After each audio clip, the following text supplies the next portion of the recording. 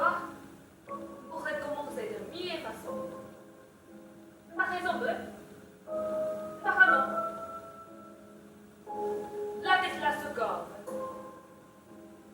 Ce monsieur fait partie du bureau de la présidence russe. Le Kremlin lui accorde toute sa confiance. On écoute. En 2005, Sokov écrit textuellement dans ses circulaires internes. Les ennemis de l'État se divisent en deux catégories. Ceux que l'on peut ramener à la raison et les incorrigibles. Avec ces derniers, il n'est pas possible de dialoguer, ce qui les rend non rééducables. Il est nécessaire que l'État s'emploie à éradiquer de son territoire ces sujets non rééducables.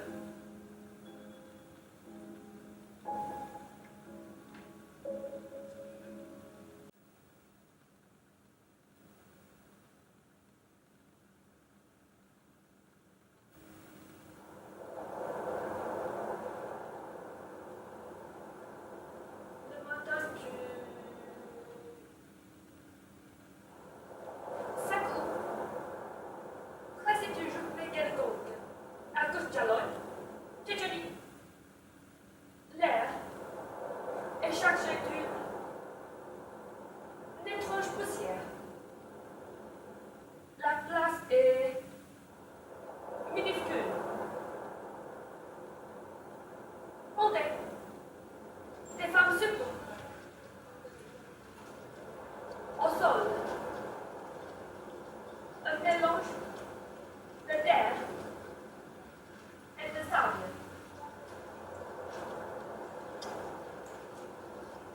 Des maisons grises, sombres. Tu t'attends à ce que les maisons d'ici soient blanches. Et qui sait? Couleur sable blanc. Souvent on pense que dans le Caucase, les maisons sont couleur sable blanc. Pas du tout. Les voilà. En ciment gris, sale, presque noir. On ne dirait pas le Caucase. Et pourtant, c'est le Caucase. Caucase 2006.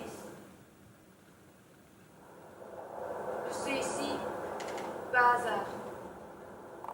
Une place comme les autres. Un endroit comme les autres. Tout se ressemble ici. Ciel blanc, chargé de poussière.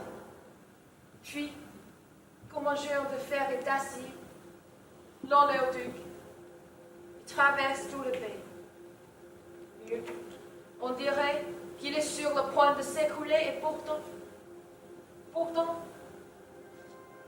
il a poussé tout autour, comme ces champignons rougeâtres d'ici qui, parfois la nuit, s'accrochent au tronc des arbres, comme s'ils voulaient leur piquer la place.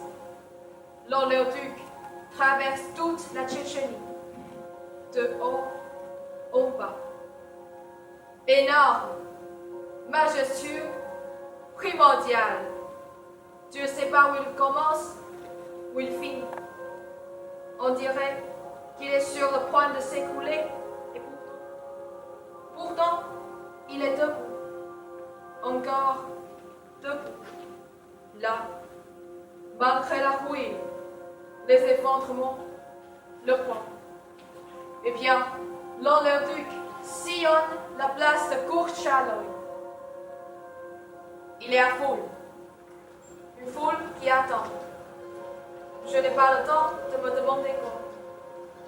Tout à coup, sous le vent des nuées de poussière, un camion. Ils sont deux, ils descendent. La foule se resserre. Je fais pareil. Je me glisse parmi les femmes. Une écharpe autour de mon visage pour me mêler aux autres.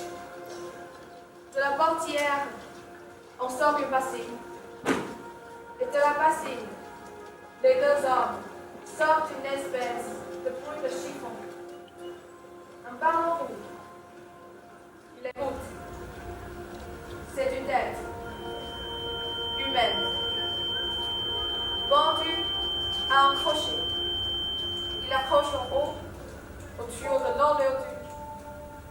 pendu à l'acier, immobile, comme ces autres à l'entrée des épiceries, aguicheuses, exhibées, pour donner l'eau à la bouche. Une tête, là-haut. Elle n'en a rien à foutre de l'oléoduc, qui serpente dans son dos. À toute allure, vers l'est. Elle est immobile. Et là, elle goûte. Lentement, précisément. Elle goûte. Elle goûte. Elle goûte. Par terre. Là, en bas. Dans la poussière, on dirait un lac. Un lac rouge. Et la tête continue de distiller dans le lac. Ses gouttes rouges, l'une après l'autre, lentement, précisément, lentement, précisément. Deux hommes de la police montent la garde, debout, devant. Les gens passent et regardent. La tête pendue, goûte. À qui est-elle? Qu'est-ce qui s'est passé? 2 nuits auparavant, entre le 27 et le 28 juillet, 2 francs-tireurs tchétchènes sont tombés dans une embuscade. La police, obéissant à Moscou, leur a tendu un guet-apens. 10 mètres après la sortie du village, l'un des deux a été capturé, l'autre tué, pour donner l'exemple à tout le pays. Et maintenant, la mort. Bouquet s'écoute. Depuis l'oléoduc, jusqu'au milieu de la place. Entre-temps, les autres policiers tressèrent à bord. Ça arrive souvent ici. La police décapite les francs-tireurs et utilise leur tête pour tromper. Dans quelques heures, il la détacheront de là-haut, la recoudront avec du fil de fer à son corps. La loi l'exige. À ce moment-là, elle aura cessé de goûter.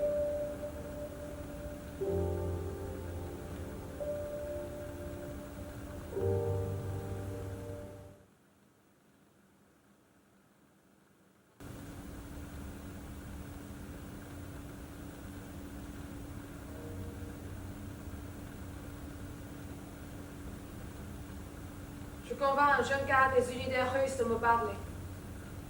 Je le rencontre dans une caserne, à moitié vide, à la périphérie de Grozny. Il n'y a plus qu'une garnison d'hommes.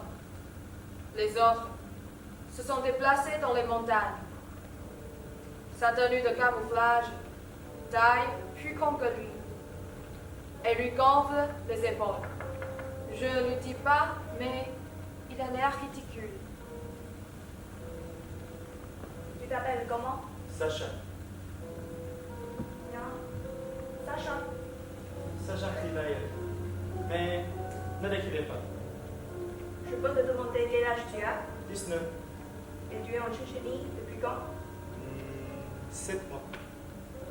Tu l'as choisi ou on t'y a envoyé? Je choisis. Personne ne m'y a obligé. Comment ça fait-il qu'un gars de 19 ans décide de venir en Tchétchénie? On m'appelle. Rien que pour ça? Je souffrais de la femme pendant 1 an et demi. Et il n'y avait plus de travail. Et tu t'es enrôlé. Je suis au village. À ce moment-là, j'ai appris que l'armée cherchait des hommes là pour la Tchétchénie. Et qu'il y avait plein d'argent à gagner. Si je devais recommencer, je le referais tout de suite. Sacha, combien de personnes tu as tuées depuis que tu es en Tchétchénie? Je suis en ordre. Qu'est-ce que ça signifie être en ordre? Avec les chiffres. Quel chiffre? Chacun de nous doit en tuer 3 ou 4 par jour. Par jour? Au moins 3 ou 4. y arriver? Il y a des techniques. Par exemple, Le facteur humain. c'est quoi? On entre dans un village, on prend une petite axe, on est lié avec une corde. Et puis, on fout une grenade dans le tas. Et on fait sauter. Boum! Excusez-moi, vous n'entriez pas de cigarette? Tu l'as déjà fait? Quoi? Ce fagot humain. Boum. Ah, 3 fois. Et tu en es fier? Il y a le fucker avec nous. Nous le faisons avant. Et puis, Puis, je veux dire, ce ne sont pas des hommes. Ce ne sont que des Tchétchènes. Et alors, c'est ces caquettes? Je regarde ce gamin devant moi. Au fond, il pourrait être mon fils. La question qui me vient est, y a-t-il une cause, une raison? Puis, je pense que sa vie, ses 19 ans, résume tout en bon de l'histoire de la Russie. Mon histoire, notre histoire. En 5 étapes. Le gamin est né en 1986, c'est-à-dire quand Gorbatchev parle de liberté, de transparence. 1986, Perestroïka, Glasnost, vie nouvelle. On parle à voix haute. On pense, tout est en train de changer. Dans les journaux, on commence à se demander quelle saloperie de cadavre le KGB cache dans ses placards. 1991. Là, il a 15 ans. Il va à l'école. Il voit la fin de l'Union soviétique. Il entend beaucoup de discours, leur citant la démocratie, des désirs, des rêves, des espoirs. Regardez vers l'avenir. Si tu veux vexer quelqu'un, tu lui dis face de KGB, qui veut dire face de merde. 1996. Là, il a 10 ans. La grande désillusion. Russie, on ne mange plus. Les magasins sont fermés. Des lingots partout, des prix fous. Dans les rues de Moscou, un mélange de millionnaires en Rolls-Royce et de fous de queue. Le président de la Russie est Boris Eltsine. Sourd du matin au soir. Aux funérailles d'État, on dirait à la télé, il rit et siffle. Invection de marche, quelqu'un dit « N'empêche, le KGB fonctionnait très bien. Il assure l'ordre, qui n'est plus là. » 2001. Le jeune homme a 15 ans. La Russie, c'est pire que le Far West. On te tue dans la rue pour te voler un rouble. Personne ne travaille.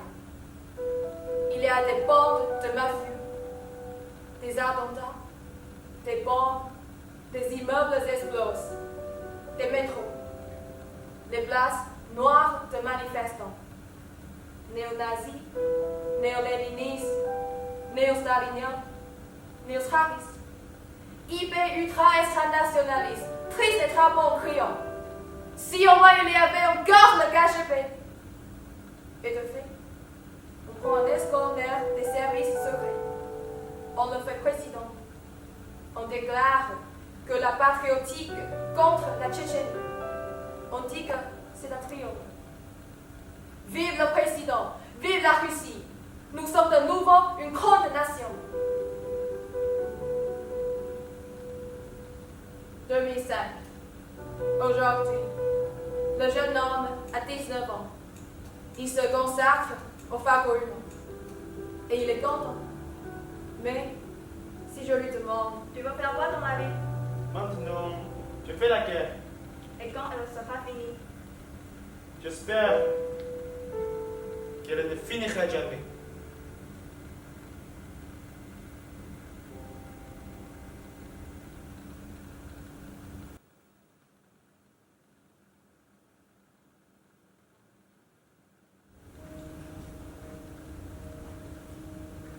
Je n'ai pas peur d'être à cause où les gens meurent.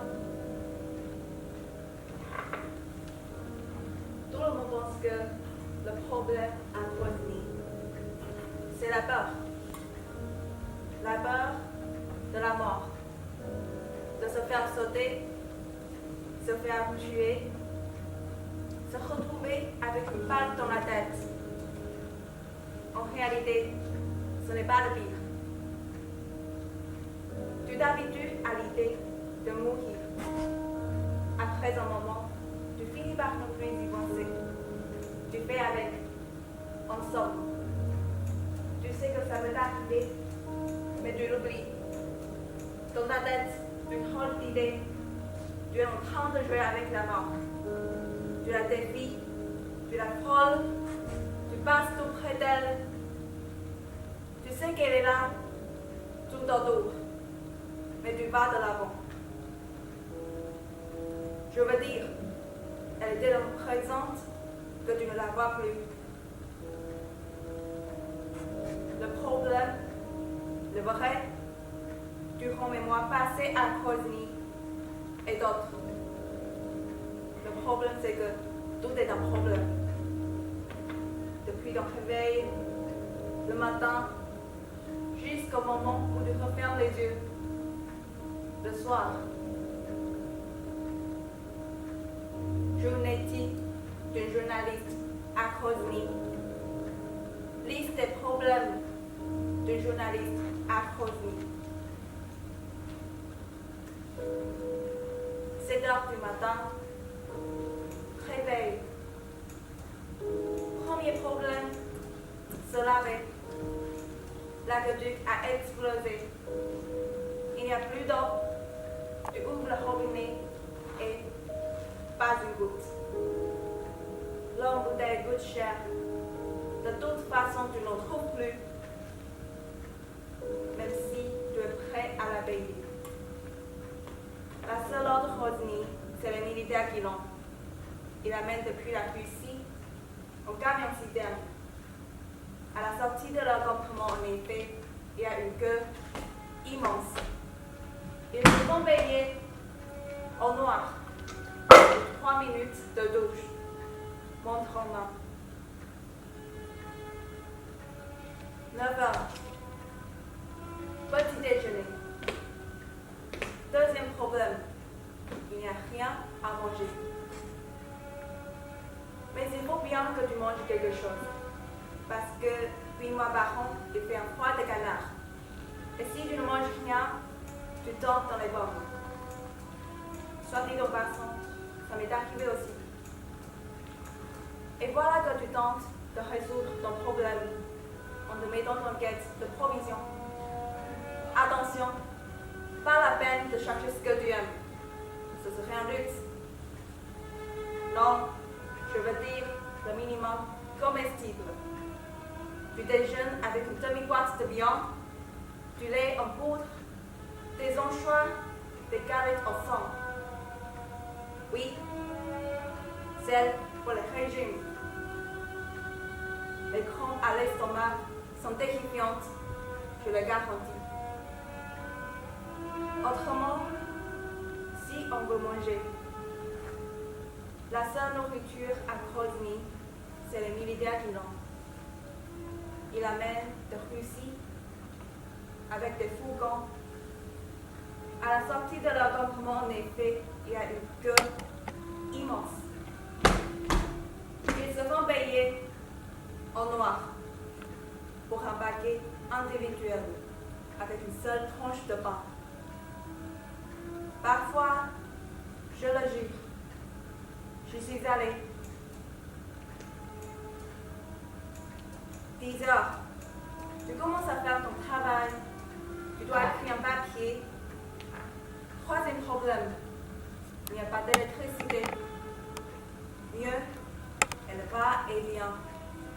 Il y a des attentats On vit ces centrales électriques, le réseau gaz brûle. Alors tu te mets à écrire à la main sur des bouts de papier, puis tu dictes au téléphone. Depuis une cabine, bien sûr, parce qu'il n'y a pas de réseau pour les potables. Il reste une dizaine de cabines en tout de Boktou au centre-ville. Les seuls téléphones de Grozny, ce sont les militaires qui les ont. Si tu payes, peut-être. Mais ça, je n'ai jamais essayé. 13 heures, tu t'actives. Entre autres, recueillir des individus. Quatrième problème, se déplacer. Les rues sont à moitié détruites. Il y a des cratères, des crevasses, des fosses partout. Tu ne peux te déplacer comme 4x4. Les militaires en ont, mais les gardes. Alors, commence ma chasse au véhicule. Tu tresses l'oreille. Tu as dit que tu quittais la ville. Il y aurait une petite place pour moi. Comme ça, au moins, c'est bon pour l'aller. Le tour. Bonjour, l'imagination. 15h, 16h, 17h. Tu rencontres des gens, tu prends des notes, tu observes. Cinquième problème, les postes de contrôle. Le corset de base, j'ai compris, est le suivant. Pour les militaires russes, les gens de Grozny ne devraient pas quitter la ville. Pour eux, la ville entière devrait vivre, emmurée, cadenassée. Dès que tu sors dans la rue, tu es déjà en dehors. On t'arrête entre 5 et 10 fois par jour. On te demande des papiers, on les contrôle. On parle cochon, on sous-entend, on fait de l'ironie, puis arrive la question. Vous avez vraiment besoin de circuler? Ce qui signifie justement que circuler est pour ainsi dire un crime. Ça m'énerve. Je ne supporte pas. Parfois, j'arrive à me taire. J'acquiesce, je prends une migraine. D'autres fois, hélas, je craque et je réponds. Et vous aviez vraiment besoin de respirer? Pour la petite histoire, j'ai calculé que 2 heures par jour se passent au poste de contrôle.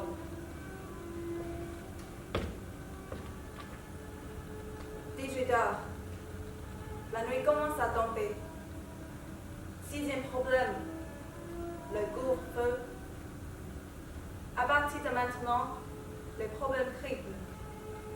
Non seulement à cause de postes de contrôle, non seulement tu dois rentrer, va savoir comment. Non seulement parce que tu commences à avoir faim. Il y a d'autres problèmes dès qu'il fait noir à Grozny. Les bancs de hors-la-loi. Ils se posent au coin des rues dans le noir. Il n'y a qu'un réverbère sur 10 qui marche. Et ils te votent n'importe quoi, y compris les boutons de ton chemisier.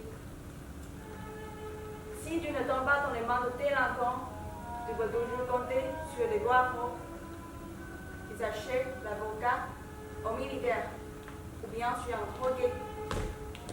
Ils achètent l'opium aux Tchétchènes. Et en prime, tu te tapes la délicieuse éventualité des ordres de chiens errants qui en ville mettent en pièces des dizaines de personnes chaque mois.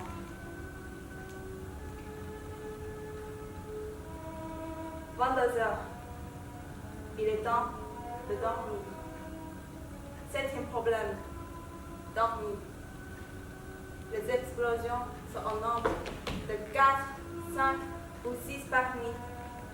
À chaque explosion, tu te réveilles et tu te demandes.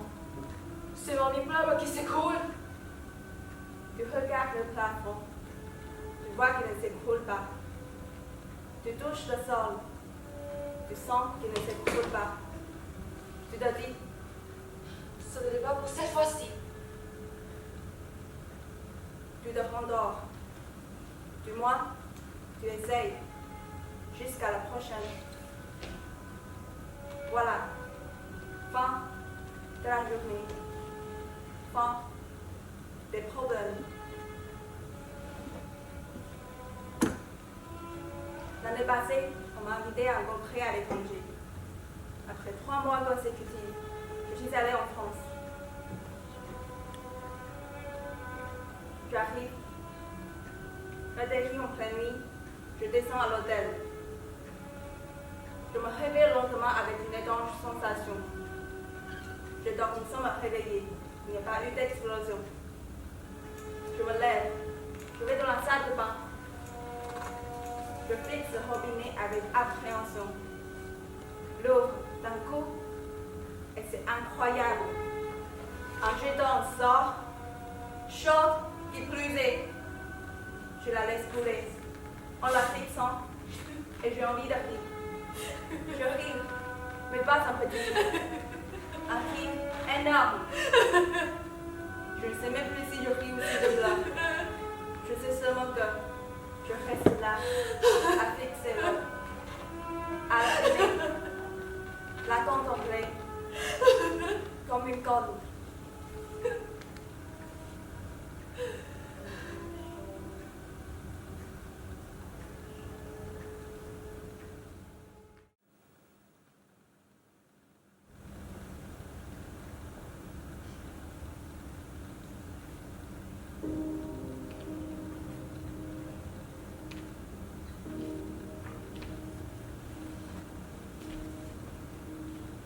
Tu as vu? Il n'y a plus de mouches ici à l'hôpital que dans une marché. L'hôpital numéro 9 de la capitale, Grozny. Je suis ici pour interviewer un grand professeur. Il est jeune. Il s'appelle Sultan Kachev. Il a une jambe raide, paralysée.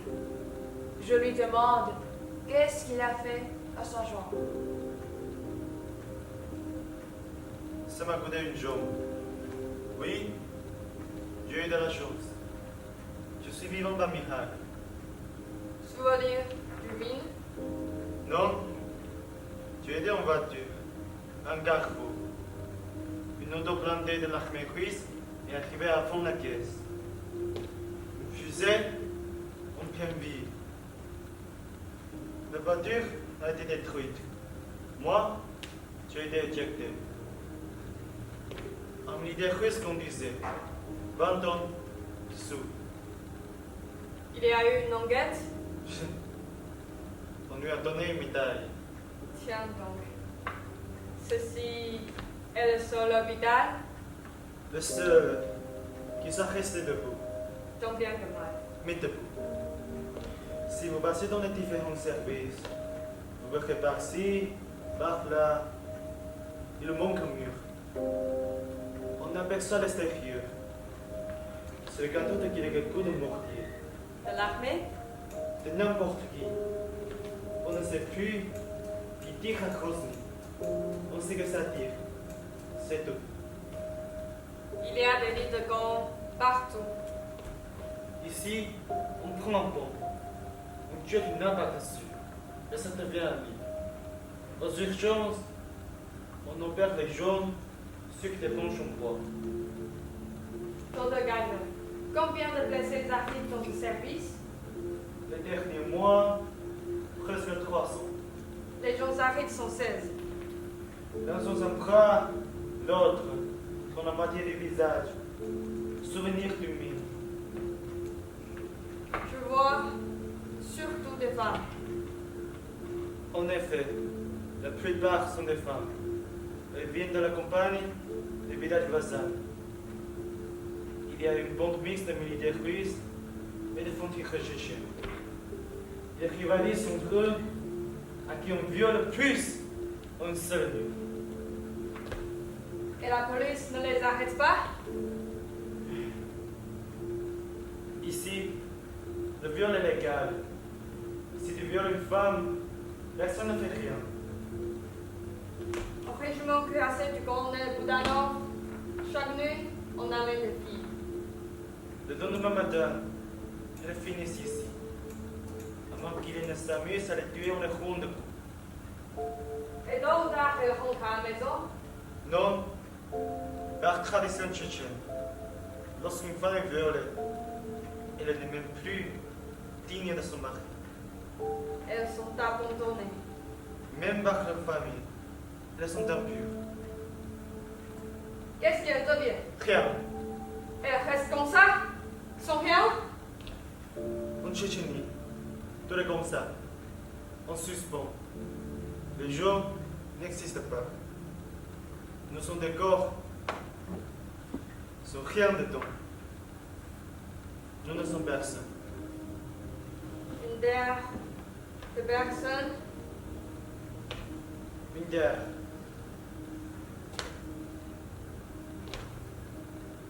De personne.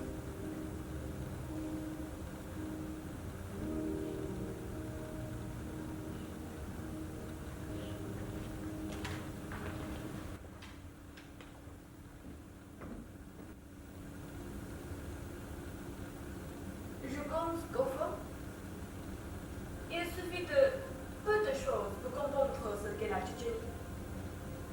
Il suffit de regarder qui commande. Non, Khansan Kadyrov, âge, 30 ans, Premier ministre. Aujourd'hui, c'est le président de la Tchétchénie. Sa gueule est sur toutes les affiches, sur tous les murs, dans toutes les rues de Grozny. Vous vous demandez, comment se fait-il que le jeune homme soit devenu Premier ministre? Son histoire, au fond, est simple. Alors, le père de Khansan était Akhmat Kadyrov, président de la Tchétchénie. Un peu plus de 20 ans, Khansan est nommé chef du service de sécurité présidentielle tchétchène. En 3 ans, il cumule les accusations de viol, violence, d'homicide. Bien, on continue. À 25 ans, Khansan Kadyrov fonde une armée. Et, bien oui, ça aussi c'est possible en Tchétchénie. Le fils du président fonde son armée privée. On le paie avec l'argent de l'État et la Russie les soutient.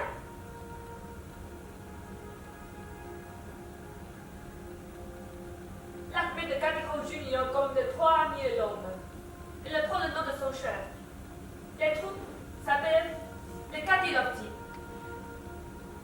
L'Observatoire des droits de l'homme soutient que 70% des doctrines en Tchétchénie sont à l'heure actuelle imputables à l'armée personnelle de Khansan Kadyrov. Bien, on continue. Khansan Kadyrov reste le chef de la sécurité jusqu'au 9 mai 2004. À cette date, se tient dans le stade de Grozny Parade pour commémorer la victoire des soviétiques lors de la Seconde Guerre mondiale. Le président, père de Khansan, est assis à la tribune d'honneur. Coup de théâtre. Une forte charge d'explosifs fait sauter tout le comité présidentiel. Le jeune Khansan n'est pas assis au stade et subit. Coup de bol, en signe de solidarité. Les Russes donnent à Khansan la deuxième charge de la République tchétchène. Vice-premier ministre. Pas mal du tout. Khansan Kadyrov n'a que 28 ans et est déjà vice-premier ministre. Mais ça ne lui suffit pas. Il le dit publiquement plus d'une fois. Il voudrait être au poste du premier ministre. C'était Abramov. Et son rêve se réalise. Parce qu'Abramov meurt dans un accident de la route en décembre 2005. Personne n'a encore élucidé les causes de l'accident survenu à Moscou. Toujours est-il que Khansan devient automatiquement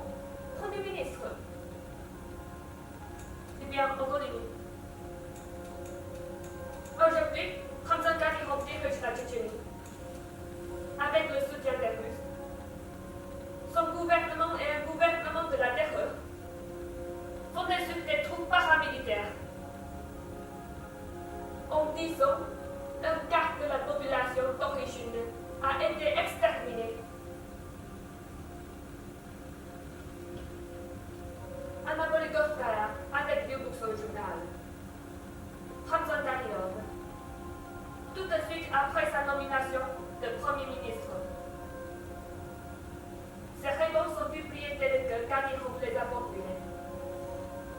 sans changer une vertu. D'habitude, les politiciens se lamentent quand les individus ne sont pas fidèles à ce qu'ils ont dit. Mais dans ce cas, c'est le contraire. La réaction de Hamza Kadyrov le lendemain de la publication. Je trouve inacceptable le comportement de cette journaliste. Ne sait-elle pas que le rôle de l'individu, c'est davantage l'individu, de quelle trop peut-elle suivre mes réponses telles que je les ai données? Probablement, c'est pas de mon plus de la nôtre!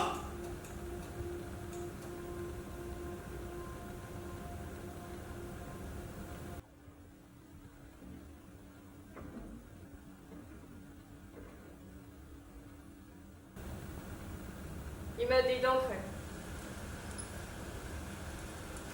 Dehors, il fait presque noir dans le char. L'eau dégorge depuis ce matin. J'entends la pluie et la crêle. Ça tape contre la tôle verte du blindé.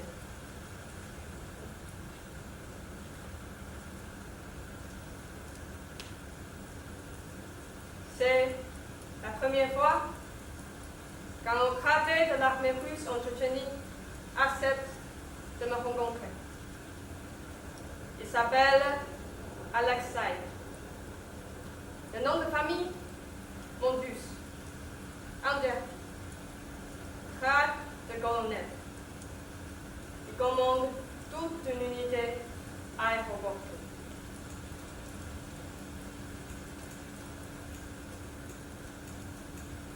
Nous sommes à Kotuni, un endroit fondant semé de décharges. Tout autour, je compte des dizaines de fosses. Ce sont des cratères creusés dans le sol, profonds, à moitié remplis d'immondices. On y déverse des bidons. Ici, il n'existera d'autre manière de traiter des détritus. Ils sont là, amassés. La pluie, mêlée aux ordures, a pompé des flaques de boue noire. Au moins, dans le char, on respire.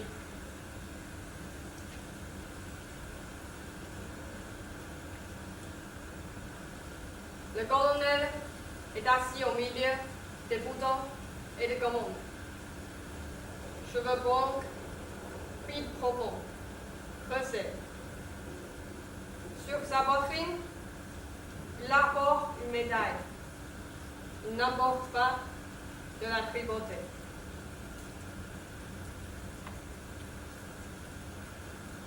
Lunettes noires, le soleil, je ne sais pas pourquoi, mais il me frappe.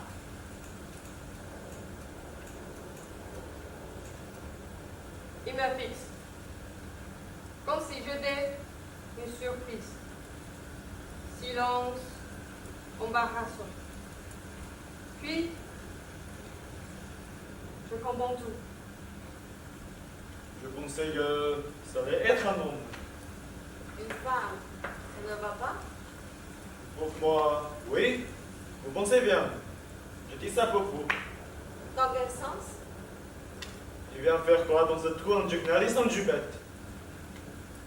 Jetez un œil. C'est votre mari qui vous envoie?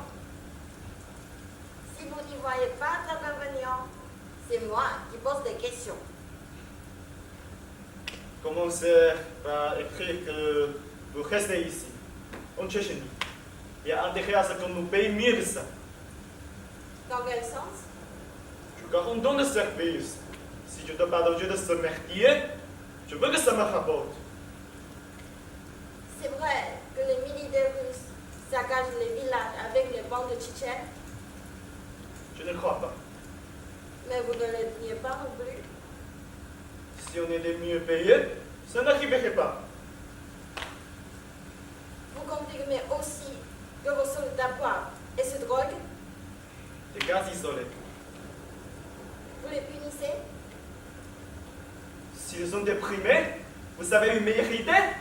Il n'y a qu'à les payer correctement. Je vous dis. Et les agressions, les viols, vous confirmez. Les journaux rajoutent.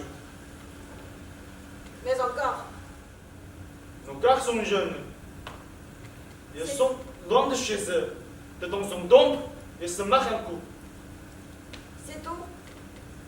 Je vous ferai remarquer que les gens ici sont des enculés. Primo, les femmes sont confondantes. À la suite de quoi, elles finissent à raconter qu'on les a violées. C'est la race tchétchène. Ils manquent comme ils respirent. Ils sont faits comme ça. Mais il y a des documents officiels. Bricolés de toutes pièces. Les journalistes, comme vous, mentent. Je devrais écrire quoi? Que nous combattons pour la patrie. Comme les ennemis du peuple et les traîtres. Écrivez que vous êtes des héros. Écrivez ce que vous voulez. Moi, je sais ce qu'on dit ici. On arrête à penser que nous. Par exemple, Vous avez vu les décharges dehors? Avec l'immondice. Faut qu'on tue aussi les Tchétchènes. qu'est-ce que vous voulez dire? Nous n'avons pas le compte pour les prisonniers. Donc, on les jette là. Dans les fosses? Avec des ordures? Il y a de la place. On les a pas partisans.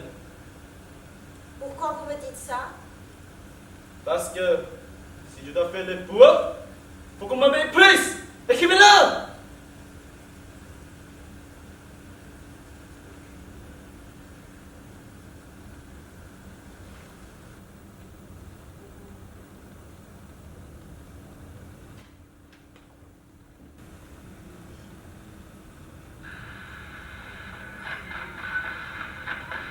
Une radio allumée. Petite musique. La chambre d'à côté. Peut-être l'autre. Je ne sais pas. De toute façon, elle est allumée. Je suis assise. C'est quoi? Une chaise? Je n'y ai pas prêté attention. Peut-être une caisse. En bois? Je n'ai pas l'impression. En carton. Qu'est-ce qu'il y a dedans? Je n'en ai pas la moindre idée. Les gouttes de transpiration sont si grandes que je pourrais les compter. Oui, je pourrais les compter. Sur le cou, derrière l'oreille, le long des cheveux. 1, 2, 3, 20, 30, 50. Mon cercle. Combien sont-ils? 3, 4. Mais il y en a un autre aussi. Il entre et il sort. Le canon du fusil est pointé contre ma nuque. Depuis combien de temps maintenant? 1 heure. Peut-être plus. Ou peut-être moins. J'ai l'impression que ça fait un siècle. Alors, journaliste, tu ne veux pas nous dire avec qui tu as parlé? La petite musique de la radio ne diminue pas.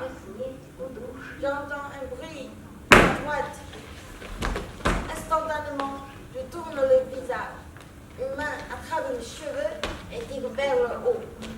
Tandis qu'un bout de 13 minutes, je tombe par terre. Je traîne mon visage contre le sol. On m'envoie un coup de pied dans la poitrine et à deux, me soulevant par les aisselles. Il m'entraîne dans la cour. D'ici, la petite musique ne s'entend plus. Il m'attache à quelque chose. Je sens le métal froid dans mon dos. Un mortier, je crois. Lui s'amène, son visage tout contre le mien. Maintenant, on m'a fait boum. Et ils vont te retrouver un petit morceau. Qu'est-ce que tu fais, journaliste? Tu ne causes pas? Je ne parle pas. En effet, aucun son ne sort. Pas un mot, pas une larme, pas un gémissement, pas un cri. Je ne suis plus moi-même. Je ne bouge pas un doigt. Je ne m'appartiens plus. La petite musique a repris. Ça, je l'entends. La porte s'ouvre. Un type entre en courant. Il dit quelque chose à l'oreille de l'autre. C'est à mon sujet. Il me fixe. Puis, Journaliste, le ministère t'a sauvé la porte. je ne réagis pas. Ça ne me regarde pas. Il me détache. On y va. Un hélicoptère est prêt à partir. Je ne bouge pas mes jambes. Il me jette dedans. Je reste là, étendu, pendant tout le vol. Les pilotes ricanent. Black Salas. À côté de moi, je sens un autre corps. J'explore avec mes doigts. Je tourne ma tête. Ce n'est pas facile. C'est un cadavre. Encore chaud.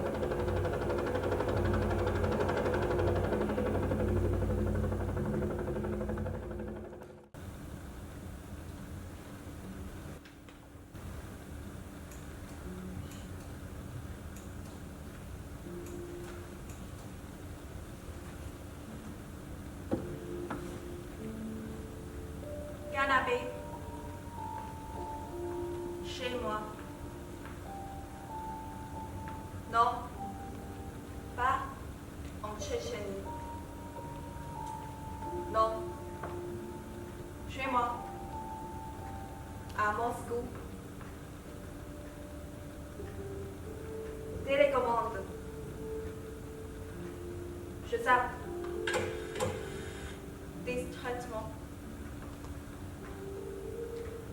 Publicité. Info. Jeux télévisés. Sport. Rien ne me frappe. Je zappe. Distraitement. Puis, je m'arrête. Première chaîne de la télévision publique. La télévision d'État. Télévision russe. Vendeur. Le plus grand taux d'écoute. Donc, en ce moment, dans toute la Russie et au-delà, des millions d'écrans, dans des millions de maisons, diffusent les mêmes images. C'est la première diffusion du nouveau téléfilm. Titre. La guerre juste. Ça se passe de nos jours, en Tchétchénie. Je ne sais plus. Ça m'intéresse. Le protagoniste, un groupe de soldats russes. Chacun reçoit une lettre.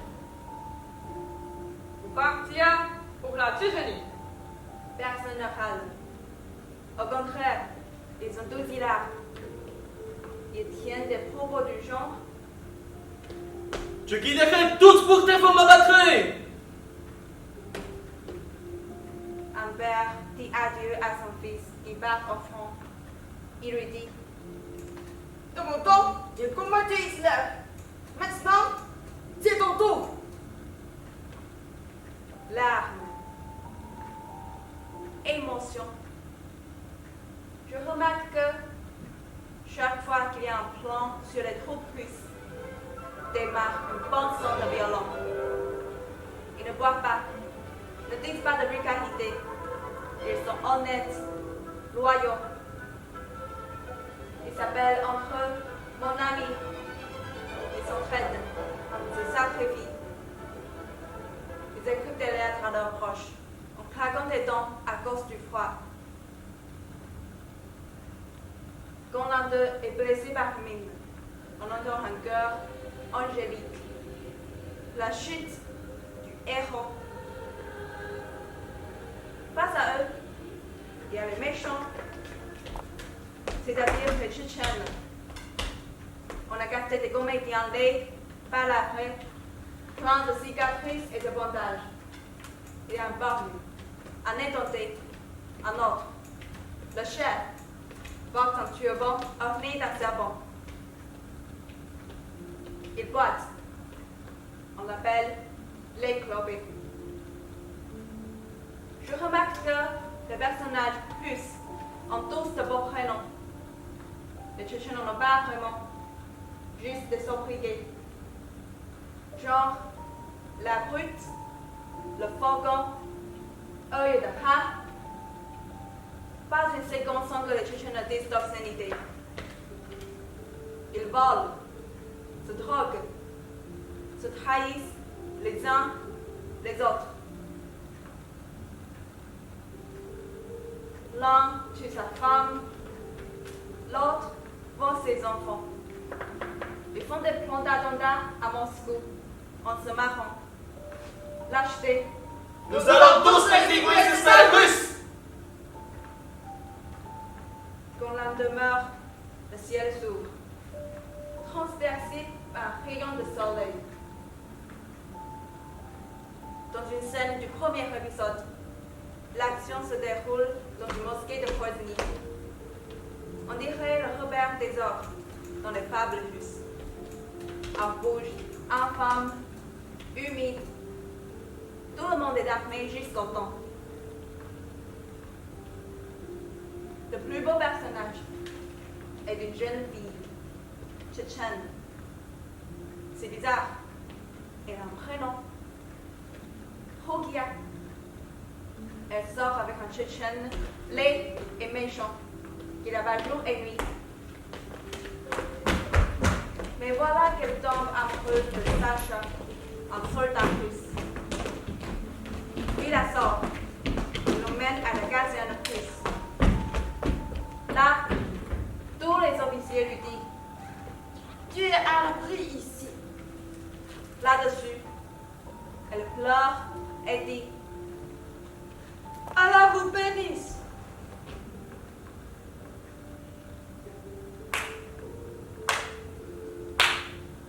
dans le générique de fin, une inscription défile lentement. Elle prend tout l'écran. Vous venez de voir une histoire vraie. À ce moment-là, dans toute la Russie et au-delà, sur des millions d'écrans, dans des millions de maisons, Vous venez de voir une histoire vraie.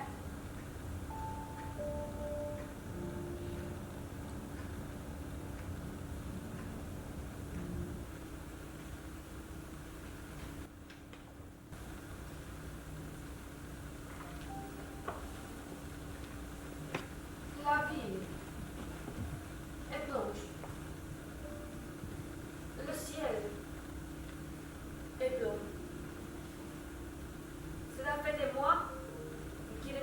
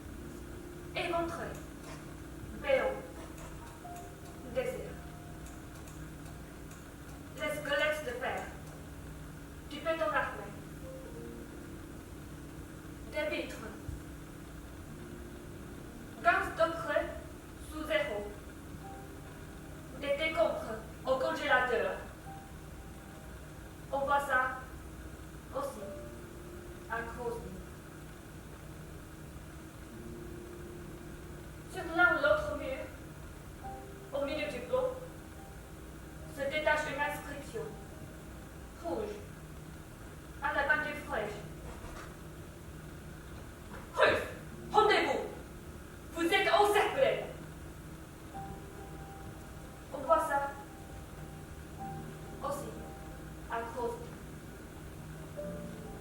C'est un après-midi, comme tant d'autres, d'un hiver glacé, 4 jours avant la fin de l'année.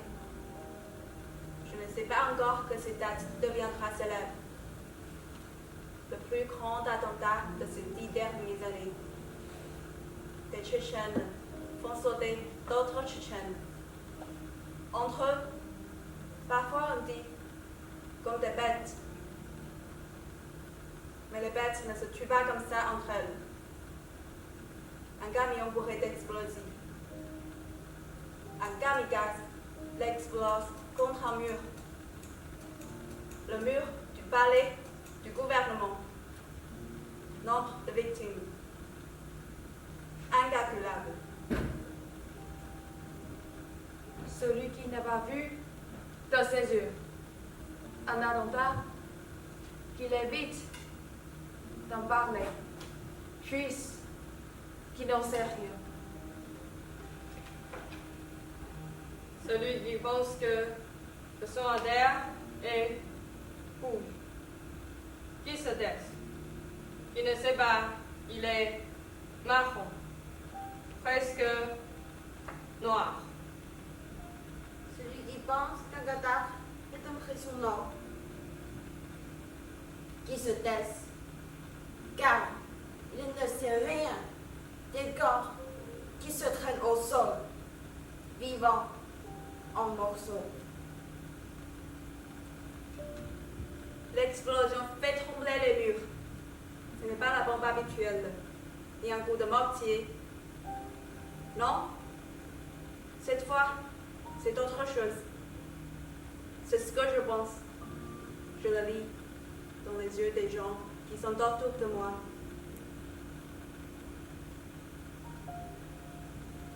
Le temps s'est arrêté. Stop.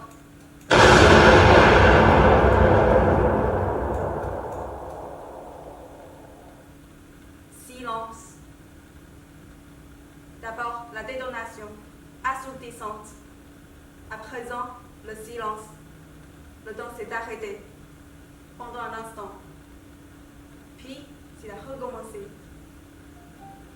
La fumée envahit la rue, instantanément. Et Convenons du néant. On est commandant. un son que je ne connais pas, je ne sais pas ce que c'est. Emmêlé, bestial, profond. Je viens de comprendre qu'il s'agit des cris, de ceux qui sont là. Je décide de courir. Je veux voir. Je doute, je prends. Je cours. Une masse de gens s'enfuit. Je cours en hurlant, en criant, elle s'enfuit. Je cours, nous sommes embrassés, elle s'enfuit. Je cours, le visage sale, crie, outre et fuit. Je cours, il se heurte, se cogne, ne me voit pas. Je cours, le visage dans la terre, me prend à la gorge. Je cours, et le cœur dans ma poitrine, qui bat, un son d'alerte. Je cours, l'essoufflement, je ne plus l'essouffle. Je cours, même les yeux ne résistent pas à la fumée, et brûlent.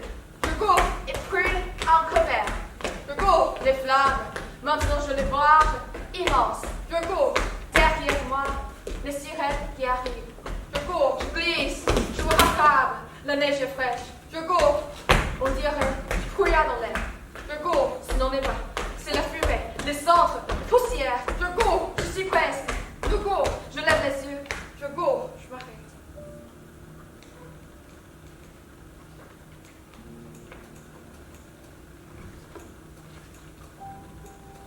Le sang, La neige, le sang, la neige, le sang, la neige. du feu partout. Devant mes pieds, dans la glace. Tes fourgons incendiés. Tu vois dessus le côté, du papier, du dossier, des vêtements lambons, des uniformes, des soutanes, du charbon de laine, des écharpes, des lampes, des gants, des pneus, des capots de voiture, des morceaux du mur, de cravates, de prix de verre, des éclats, du bout de fer, du bout de bois, une tête humaine, des carrelages, des cloches, un volant, un siège de voiture, des portiers de taxi, des morceaux d'enseigne, un bras humain, des travaux avec l'orbe, des sachets en plastique, du vomi, de la merde, du pétrole, de l'essence, des panneaux routiers, des photos de souvenirs, des chameaux, des poètes, des bouteilles, des tiroirs, un enfant, des faces à bain, des tubes cassés, des fils électriques, des extincteurs, des cheveux, des tissons.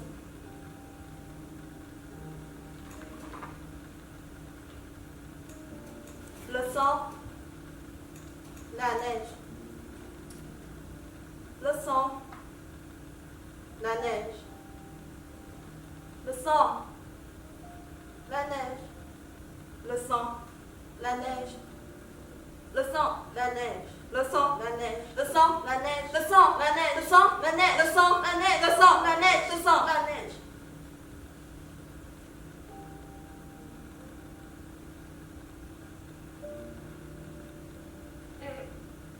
Oui. On voit ça aussi.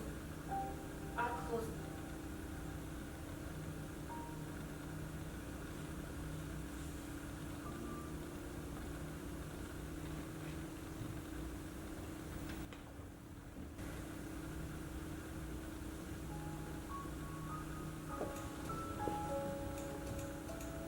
Je ne sais pas quel âge j'avais. Peut-être 5 ans, 6. Mon enfance soviétique. Les épiceries, c'était de locaux rendus d'argent vite. Une conserve oubliée. Par-ci, par-là. Un cajou de légumes. Une bouteille. L'épicerie, tout est là. Moi et ma soeur, nous passions la journée avec une tante, Vera. Et tante Vera parfois nous allumait des étincelles au fond des yeux. Aujourd'hui, nous allons faire du bouillon de poule. Mais les magasins étaient vides. Pas de poulet prêt à passer au four. Si bas Margie, un poulet apparaissait dans la cuisine. C'est que quelqu'un, un paysan, nous l'avait offert pour s'acquitter de Dieu sait quoi. Alors, tante Vera prenait le poulet, le plumait, et pour brûler les petites plumes qui restent, le passait sur le gaz, de manière à ce que la chair brûle légèrement. Voilà, cette odeur de chair brûlée. La chair brûlée du poulet dans la cuisine de tante Vera. Voilà, j'ai senti cette même odeur. Elle est là, identique, à l'instant. 40 ans se sont passés. La même chair brûlée. Corps s'exploser, carbonisé, pour être explosif, imbibé d'essence. Là, il y a un reste.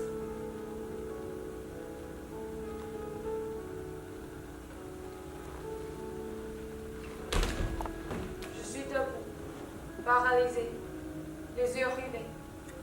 Je me rends compte que la Tchétchénie aujourd'hui, c'est ça aussi.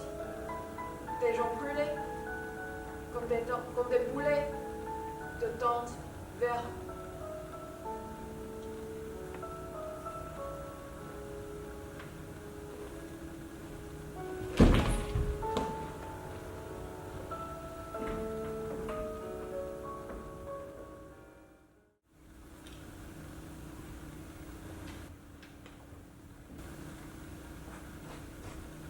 Moi aussi, je tuais.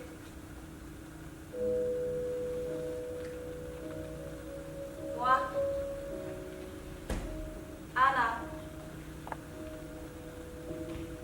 Ici au fond, j'ai du sang sur les mains. Ici en Tchétchénie, tout le monde en a. J'y pense souvent. Combien de personnes j'ai sur la conscience?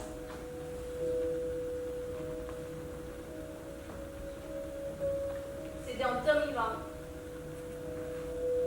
J'arrive au moment du coucher de soleil, dans un village de montagne.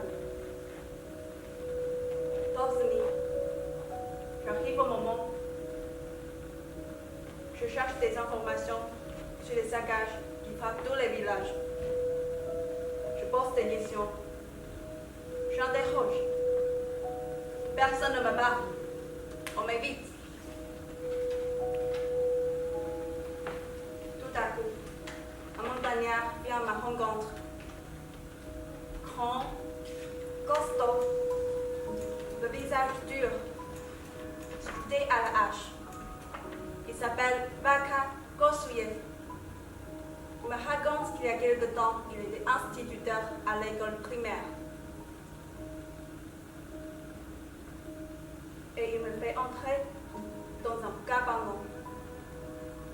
On dirait une grange ou une étable pour les chèvres. Pas du tout. C'est chez lui. On s'assied. Il me verse une boisson chaude.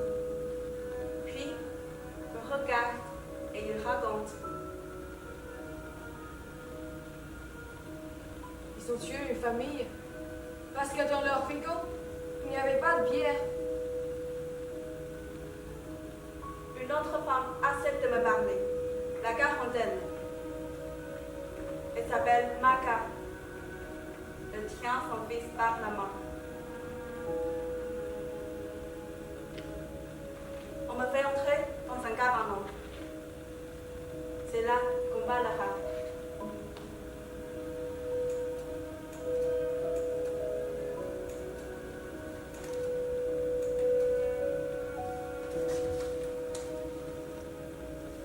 Ça n'a pas de sens. Anna, Je salue l'instituteur sur le seuil du cabanon. Je salue Maka et son fils sur le seuil du poulailler. Et je tiens ma promesse. Je publie tout.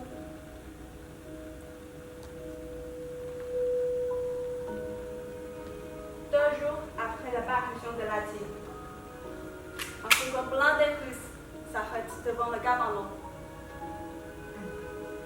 C'est donc Vaka Kosuyev? Celui qui a parlé à la journaliste? Il n'a pas le temps de répondre. Une rafale. Et voilà. C'est donc Marka? Celui qui a parlé à la journaliste? Il n'a pas le temps de répondre. Une rafale. Par terre. Elle et son fils. Mort à cause de moi, par ma faute. Autour de moi, on me rassure. ça n'a pas de sens, Anna. C'est les Russes qui les ont tués, pas toi. Bien sûr. Mais il ne serait pas mort s'il ne m'avait pas parlé.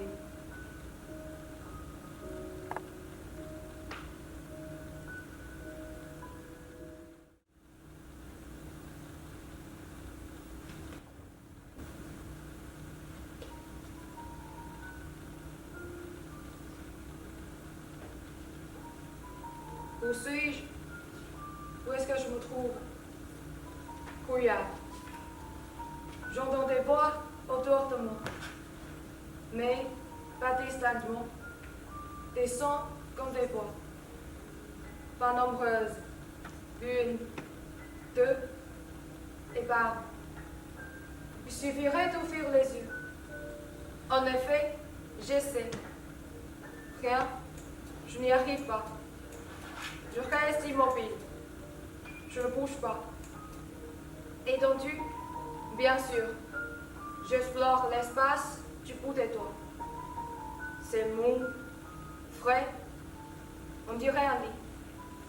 Qu'est-ce que je fais dans un lit? Et qui parle à côté de moi?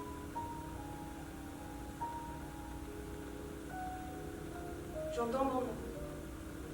Qui que ce soit, il le répète. Mais sans hurler. Non, tu vas douce. Anna. Vous m'entendez? Anna. Il suffirait d'ouvrir les yeux. Qu'est-ce que ça coûte au fond? Je me décide. Je sais. Une fatigue écrasante. Je m'efforce. Je le retrouve. Un instant. Puis, pris d'eau. Pendant un instant, j'ai vu que tout était blanc. Un plafond blanc, un drap blanc, qui que ce soit là, tout près. C'est une tache blanche. Je respire difficilement. Je sens ma poitrine se soulever au rythme de mon cœur. En haut, en bas. En haut, en bas. En haut, en bas. De temps à autre, une bosse toute petite. Puis, ça reprend sans secousse. En haut, en bas. En haut, en bas. En haut, en bas. Je tente encore un effort. Je cherche à me souvenir. La dernière chose, la dernière brèche. Je garde en moi mes souvenirs. Des tiroirs confus. Encore brouillard. Une seule image. Voilà, un endroit exigu. Tout le monde assis, en rond. Qu'est-ce que c'est? Un train? Un autobus? Non. Non. Non. Des petites fenêtres. Rondes. Un avion. Et voilà, lentement, quand on développe une photo, qu'on laisse tomber dans l'acide et qu'elle prend vie, essombée, sortie du néant, le tableau se compose. Il y a moi qui cours pour ne pas rater le vol, et 4 hommes qui m'arrêtent par le bras. Madame Bolikovskaya, où allez-vous? Qui êtes-vous? Service d'or. Que me voulez-vous? Où allez-vous? Ossétie, Besson, à l'école, où il y a la prise d'otage. Bien, suivez-nous. Votre volet est celui-ci. Je monte à bord. Je m'assieds. Je suis essoufflée.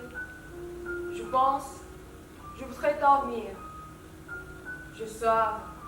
Je demande un thé. Je me souviens de plateau en plastique dur. C'est trop chaud. Je souffle dans le gobelet. Je bois.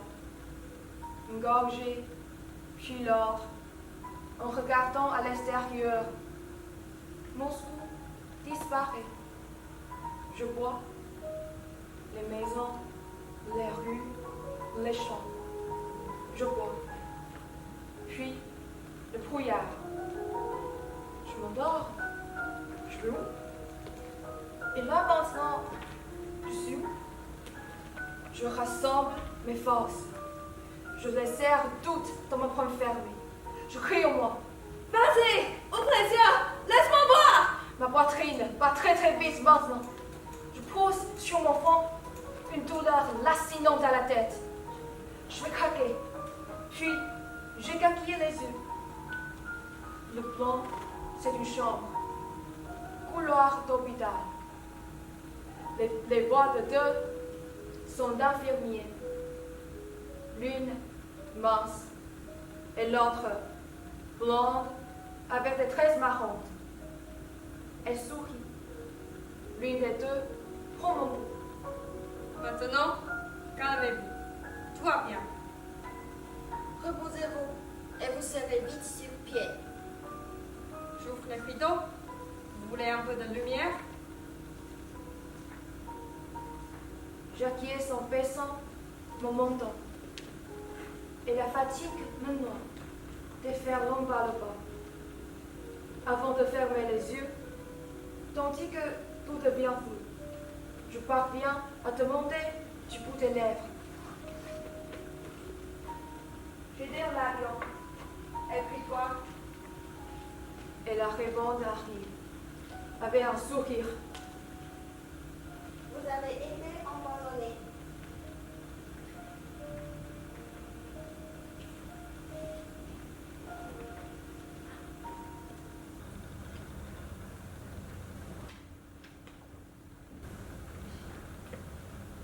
Là-bas, dans cette école, on nous dit, à Peston, vous y êtes allé? Dites-nous, selon vous, qui a raison? Madame Polikovskaya, prendre position, c'est faire preuve d'intelligence. Vous ne croyez pas?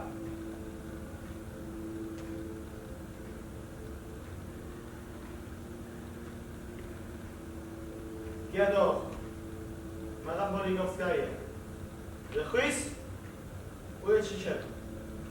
L'armée ou les terroristes?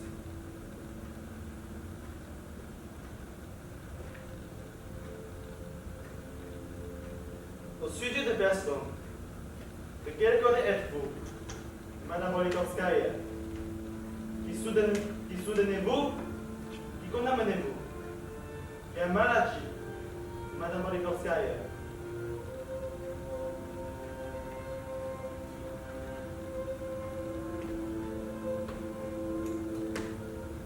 Qui est des personnes trop à Peston? Vous avez bien une idée? Les deux. Aux femmes de compte, qui sauveriez-vous? Prendre position, c'est faire preuve d'intelligence.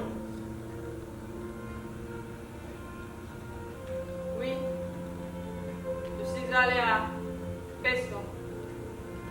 Quelques temps plus tard, je touchais dans mes propres mains.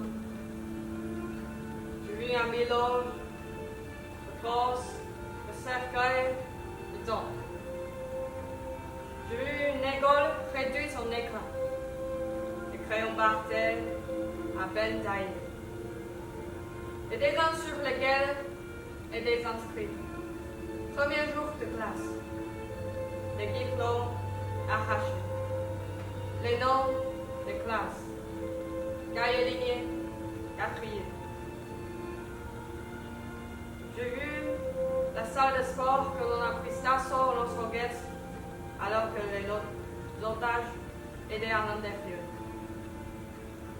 J'ai vu les toilettes éclaboussées.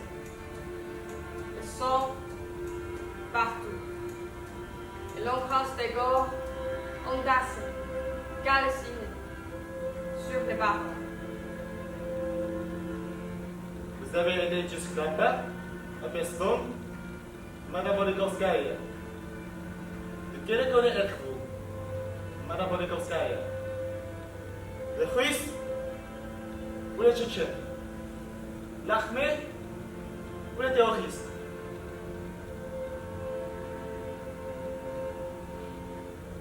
Eh bien, voilà. Prendre position, c'est des preuves d'intelligence? Non, non. Mais encore, je soutiendrai les terroristes qui pourraient détourner. Se sont fait sauter en se rend en enfant dans leur bras, en classe de géographie. Un moment. Ne serait-ce pas mieux que je soutienne l'armée? L'armée qui bombarde avec des grenades. Le salon, le plafond sont entassés 400 mineurs. Prendre position, c'est des preuves d'intelligence. Je pourrais soutenir les terroristes tchétchènes qui ont fait part de l'urine aux otages. Je pourrais soutenir les Russes qui comptent présent à utiliser des armes interdites. Prendre position, c'est des preuves d'intelligence. Je pourrais soutenir les Tchétchènes qui aujourd'hui encore célèbrent le chef de Peston comme héros. Je pourrais soutenir les Russes, leur président qui, sur les victimes 339, ne dit pas un mot.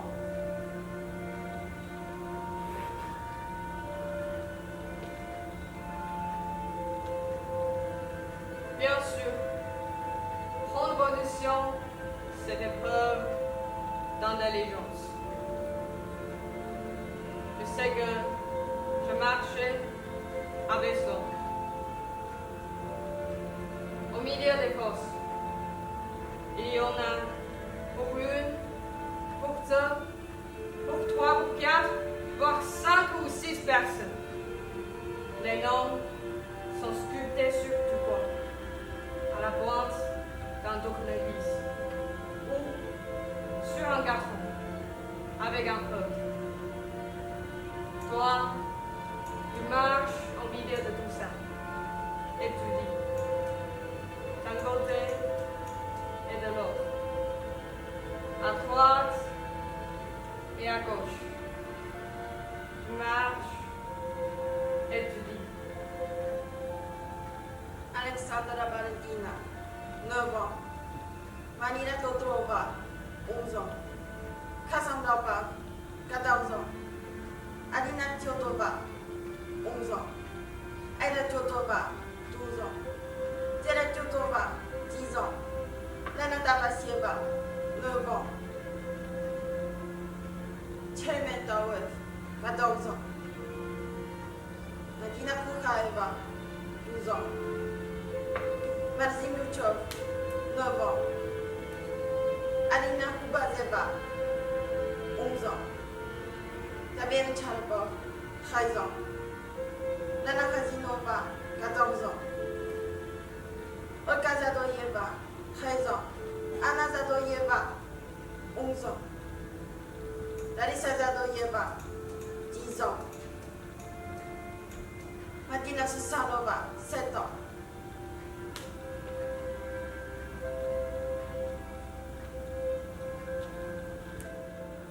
Inga Susanova, 9 ans.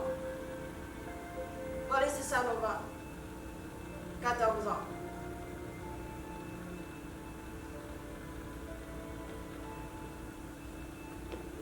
Je voudrais prendre position. Parce que prendre position, c'est l'épreuve d'intelligence.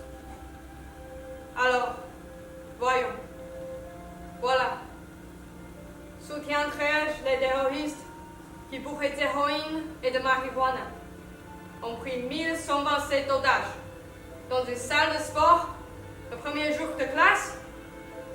Ou, au contraire, soutiendrai-je l'armée qui a utilisé le lance-flamme sur des enfants de moins de 10 ans? Je voudrais demander à ceux qui font preuve d'intelligence.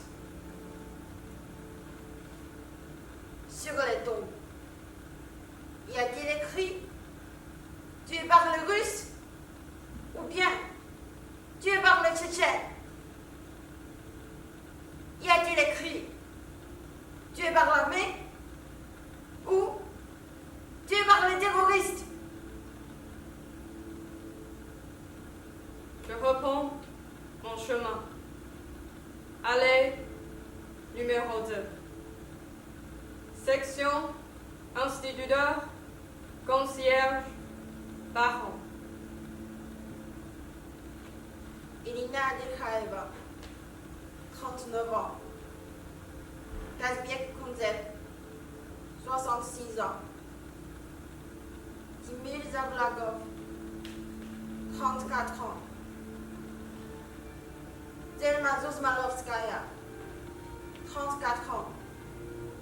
Tuée pour avoir couvert sa fille de son propre corps.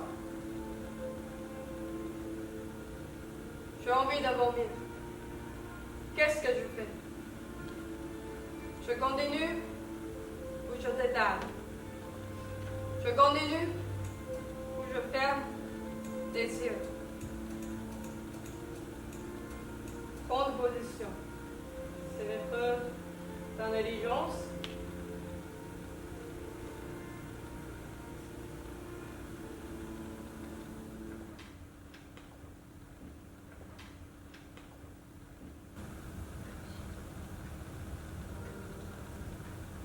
Je n'écris jamais de commentaires, ni d'avis, ni d'opinion. J'ai toujours cru, et je continue de croire, que ce n'est pas à nous de juger. Je suis une journaliste, pas un juge. et encore moins un magistrat. Je me contente de relater les faits. Les faits, tels qu'ils se produisent, tels qu'ils sont. Ça peut paraître la chose la plus simple. Ici, c'est la plus difficile. Le prix est payé et démon. Quel prix? Le prix que tu paies quand t'as plus de métier, mais que tu pars en guerre. Tu combats. Tu es impliqué dans un combat. Et à 47 ans, je suis fatiguée. Ni abeuré, ni découragé, fatigué. Fatigué de lire chaque jour dans les journaux politiques que je suis folle. Poligovskaya, la schizo. Poligovskaya, la Pagano. Fatigué d'expliquer à mes enfants pourquoi celui qui dit la vérité est fou et celui qui ment fait carrière. Fatigué de recevoir entre 15 et 10 menaces de mort par semaine. Elle m'arrive. Sur mon PC, parfois au téléphone. Fatigué de me sentir criminelle. Tous les 6 jours, quand un de mes papiers paraît, je suis convoqué chez le procureur. Avec les voleurs et les délinquants. Certains sont là pour un braquage, d'autres pour vol, et d'autres encore pour viol. Moi, pour journalisme. Je connais tous les condois. J'entre, je m'assis. La première question est toujours la même. Pourquoi avez-vous écrit ces mensonges? Et qui vous a donné ces informations? Suite d'un interrogatoire. 2, 3 heures. Voire 4 même. Tiens. Parfois, on me retient en garde à vue. Parfois, on m'arrête. Je suis fatiguée d'expliquer à mes enfants pourquoi je passe la nuit en tôle. Fatigué de penser que la libre information ici n'existe plus. 90% des journalistes en Tchétchène ont leur carte de parti. Quand tu travailles pour eux, tu n'es plus un journaliste. Tu es un porte-parole. Ça marche comme ça. La presse se divise en ceux qui sont pour la Russie et ceux qui ne sont pas pour la Russie. Si tu es pas par Russie, après 5-6 ans, tu deviens député. Si tu n'es pas pour la Russie, tu ne dois pas. Point. Sans quoi, tu fais de la propagande contre l'État. Point. La propagande contre l'État est punissable. Par la mort. Tôt ou tard. Point.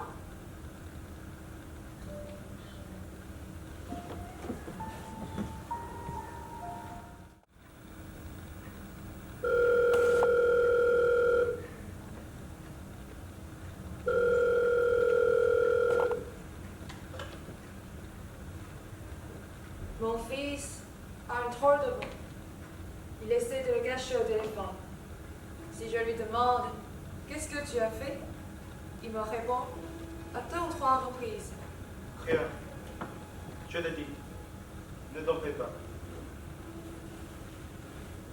Quand je suis à l'étranger, loin de Moscou, j'ai toujours le droit à des Ne t'en fais pas. tiens, Quand tu comptes, je te raconte. cette fois, c'est différent. Il me suffit d'insister un peu plus qu'à l'ordinaire. Il a senti une femme, ce matin. Il a eu un coup de feu. Juste ici. On part. Elle est rentrée dans notre immeuble. Elle allait voir une amie. Au premier étage. Elle avait des cheveux blonds. La taille. Elle avait ton âge. Plus ou moins. C'était vraiment une femme comme toi. On dit que le statut est une agression. Mais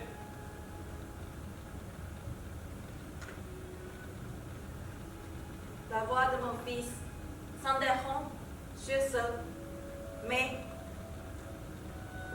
Et moi, qui suis ici, en Europe, dans ma chambre d'hôtel à Vienne, je me demande ce que ça veut dire.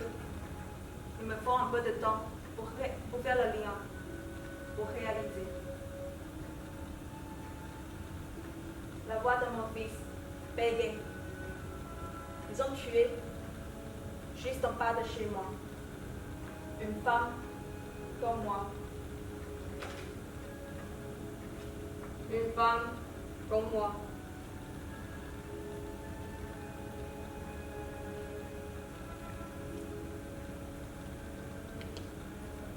phrases ricochent dans mon cerveau. Je raccroche. Je réfléchis encore une minute. Une femme comme moi. Tuée par parce qu'elle me ressemblait. Parce qu'elle entrait dans mon immeuble. Cheveux blancs comme moi. Ma taille. Une femme comme moi. C'était mon tour. Mais c'est tombé sur elle. J'ai dénoncé, signalé, demandé, exigé. Mais au fond, à quoi ça sert? Qui s'est trompé, tôt ou tard, corrigera le tir. Je le sais. Peut-être demain, peut-être dans un mois, peut-être dans combien de temps? Qui sait? Disons, tôt ou tard. Tôt ou tard. Tôt ou tard.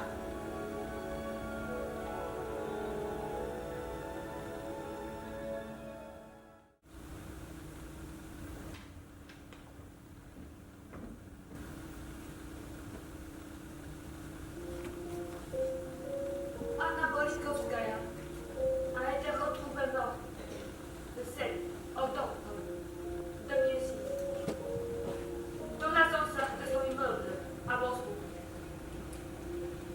Elle était rentrée chez elle après avoir fait ses courses. Ses sacs étaient nombreux et lourds. Elle les démontait en 2 fois. La première était faite. La seconde a été interrompue. Les sacs sont par terre, renversés dans le sang. 4 balles l'ont tué, dont une reçue à la tête. À côté du cadavre, on a laissé un revolver Makarov PM et 4 tuiles. L'arme typique des homicides par ordonnance. La police a séquestré le PC de la journaliste et tout le matériel de sa dernière enquête sur les tortures en Tchétchénie. L'enquête était prête à être publiée dans le prochain numéro. 2 mois plus tard, il est toujours sous séquestre. Interdiction de publier avant une date ultérieure. Les funérailles se déroulent le 10 octobre au cimetière Dolikrovski de Moscou. Plus de 1000 personnes assistent à la cérémonie. Parmi elles, aucun représentant du gouvernement russe. Aucun représentant des partis au gouvernement. Aucun journal d'État. À la question. Comment réagissez-vous à la mort d'Anna Politkovskaya? L'un des hommes les plus en vue de l'establishment